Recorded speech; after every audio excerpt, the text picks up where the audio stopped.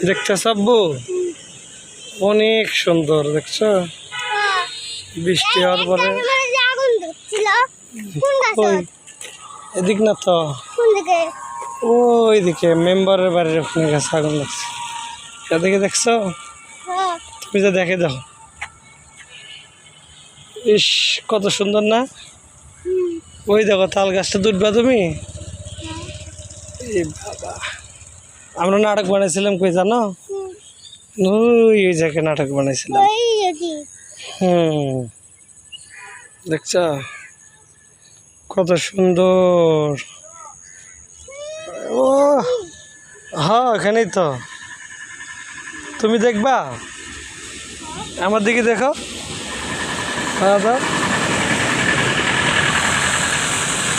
তখন কি কয়ে দিলাম কব দেখি